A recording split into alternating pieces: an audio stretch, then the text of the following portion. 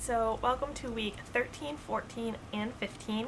I wanted to do week 13 and 14 together, and then I was going to do week 15 and 16 together. However, I got really sick during week 14, so everything is now kind of combined together into one big video. So week 13 was not too bad. I ended up having a consultation for eclampsia because I have high blood pressure. So I went in and the appointment was about an hour long, and he essentially just talked to us about different risks that we have, like the baby could not grow right. I have a 50% chance of having seizures after week 36. I need to do several non-stress tests. I had to get a lot of blood work done, finger pricks, and I will have to get ultrasounds about every week or every 2 weeks. I believe it was after 32 weeks. I'm not exactly sure. I have all my paperwork upstairs. But it was just this really big, long conversation about what needs to happen. And my husband was there just in case, because if it does develop into preeclampsia or eclampsia, it can become really serious. So we're not sure if I'm going to have those risks or not. But just in case, we had the consultation, and I will be going through a lot of testing to make sure that everything is okay the whole way around. I also got some of the information back from the neural translucency test that I had done, and so far everything looks good. It was negative for just about everything so far, like autism, cystic fibrosis, just any of the tests that it tests for. So far they have come back as negative, which is really good. So then in week 14, when we were going to tell everybody that we're pregnant, we had these great plans set up, everything was ready to go, and Easter morning I went to the hospital. I was really, really sick. I was throwing up. I was so sick. The last time I was really, really sick was when I had salmonella, and that's the only other time I'd been to the hospital, and this was not nearly as bad as that, but I could not keep food down, I could not keep liquid down, and I was just really worried for the baby. So I went to the hospital to get fluids, and that's basically the only reason why I went to the hospital. I didn't care about any medication. I just wanted to make sure I was getting enough fluid for the baby. So I went to the hospital, I got the IV, they gave me some medication, they ran a bunch of blood work, and yeah, I was just really sick. I had some kind of stomach bug flu thing, and like any other time I would not have needed to go to the hospital, but I was just really worried about the baby. And then for about the next week, I was still really, really sick, and I just couldn't really function, really. So anyway, I got out of the hospital around 8 in the morning, and we wanted to tell my husband's parents first. So I still made one of my boxes with the balloons that pop out that says coming September 2016 with the ultrasound picture, and I threw up right before we left for their house. We took the box over, they opened it up, everybody knew, everybody was all excited, and we rushed home, and as soon as I walked through my front door, I threw up. So we just made it in this little time period where I was okay enough to do that. Then I went and I took a nap and kind of just crashed for a little bit, threw up again. I didn't get to make a box. I just wrapped the ultrasound picture, rushed out to my grandparents' house, and gave them the picture, which was really, really nice. My grandmother was really excited. My grandfather said he's gonna kill me because I make him feel old, I guess.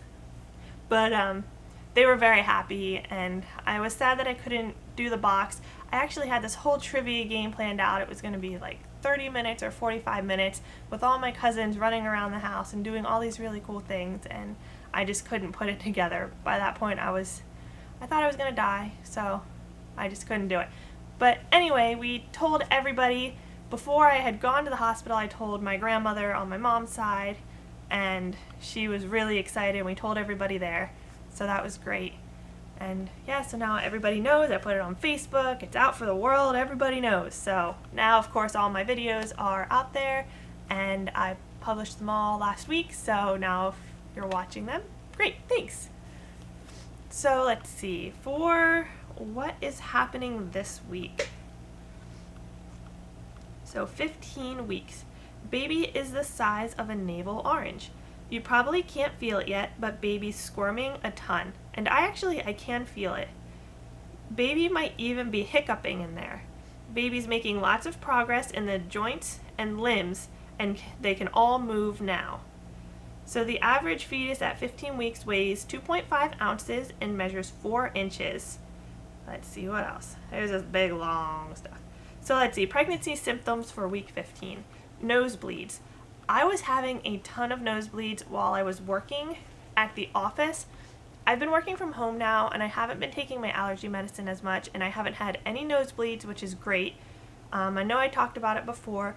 The air and water tests actually came back fine, which for me is really hard to believe because I still go in on Tuesdays, and as soon as I walk in there, I get the nosebleeds and the runny nose. So to me, something's not right. I don't know what it is, but there's something not right there. They did say that we need to clean more, and we probably need our carpets replaced. But I mean, other than that, they said everything's fine, and it's definitely not. I mean, if they were in my body, they would know something's not right because I'm perfectly fine at home, and as soon as I hit that office, I am so sick. So, yeah, nosebleeds due to sensitive nasal passages, heartburn, gas, and indigestion, and that's more to blame on hormones. I do get heartburn, not as much as I did at the beginning. I actually had the worst heartburn of this whole thing before I got a positive pregnancy test, and that was around the time of implantation. I had serious heartburn then. So, swollen gums, and I guess that's about it. Yeah, just swollen gums. Mine aren't really swollen, so I don't know. I feel like I've been having a pretty easy pregnancy so far, other than, being sick, but that's not related to the pregnancy. And I was really nauseous, but I wasn't throwing up or anything at the beginning, so I think I've had it really easy. So I'm very grateful for that, and I hope that continues. Guess we'll see. Other things, I don't know. Like I said, I can feel the baby kick now, not from the outside, but if I sneeze or go upstairs, I can definitely feel it pushing, like its feet or its hands. I'm not really sure what I'm feeling, but it's in this one area, and it feels just kind of like popcorn or just like fingers tapping. I don't know, it's really weird, and it's definitely the baby. I know a lot of people say that they think it's gas or anything like that, and it's definitely the baby. I have my fetal Doppler, so I know exactly where the baby is all the time, and I only get this sensation in that one spot. So I know it's definitely the baby, and I'm just waiting for it to get big enough that we can feel it on the outside so my husband can feel it, because that will be really exciting. So yeah, I don't think I have much other than that. Everything's been good. We finished our championships with my color guard, so now I am done with that, and we're off of practice for a while. And I have a few more weeks left of school.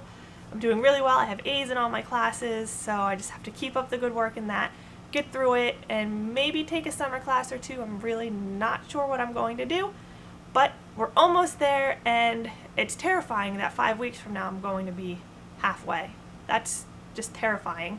So hopefully the next couple weeks go great and everything else goes great, and I don't even know anymore. It's just crazy how fast time is flying.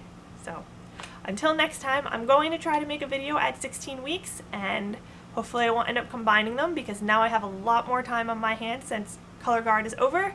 So hopefully I will see you next week. Bye!